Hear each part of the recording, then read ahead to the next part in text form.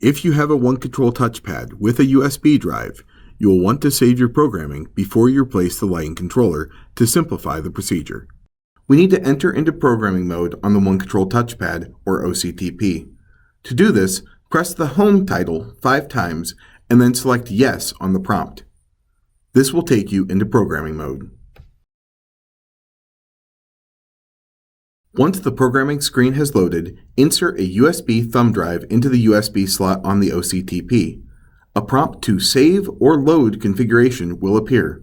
Select to save. Choose a file name to save under that will be easy to recognize. Naming it after the coach owner, floor plan, work order number, or something similar may be helpful. Press the Enter button when done and wait for the information to finish saving. This could take a few moments. Once it says saved, you can remove the thumb drive. With the floor plan saved, you can now replace the lighting control module. Start by removing your CAN bus harnesses. If one of your CAN bus ports has a terminating resistor in it, set this aside and save it for the replacement controller. Next, remove the power and ground connections to the controller using a 3/8" socket.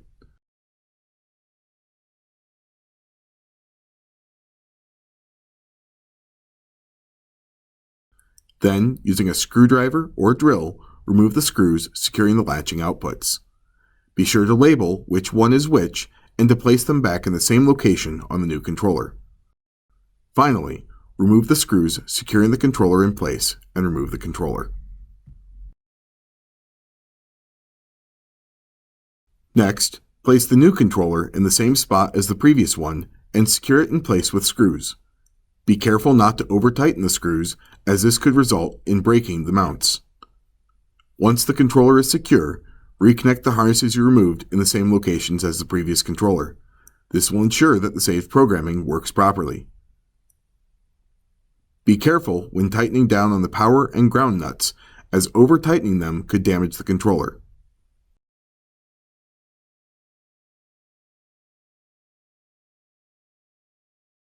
Finally, re-secure the latching outputs to the same locations on the controller as the previous controller.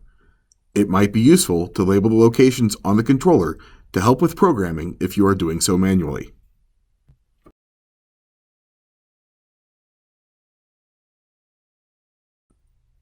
To program the new controller, go back to the OCTP and enter programming by tapping the Home title 5 times again. Select Yes at the prompt and wait for the programming page to load.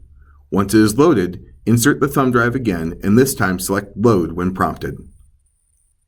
Select the title of the configuration you wish to load and then press Load again to begin.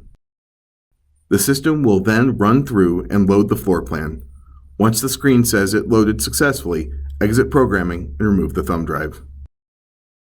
Now, you will need to remove the previously saved information that is no longer relevant.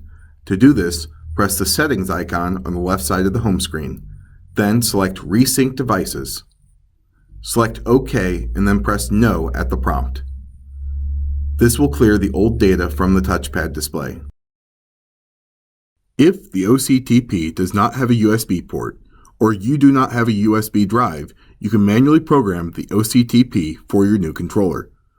To do this, enter programming the same as you did before, but this time, when the different controllers show up, scroll down to the lighting control module. Next, select the latching relay you wish to label. It should say Unknown. Select the Device Type drop-down, then select the appropriate device type. Next, select the Name drop-down option and select the name for the operation wired to this port. Once you are done, hit the Set button to save your work. Once it is saved, press the back arrow and repeat this process again on the next latching relay you wish to program. Repeat this procedure until all utilized latching relays are labeled. Now, you will need to remove the previously saved information that is no longer relevant.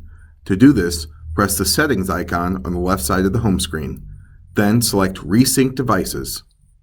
Select OK and then press No at the prompt. This will clear the old data from the touchpad display.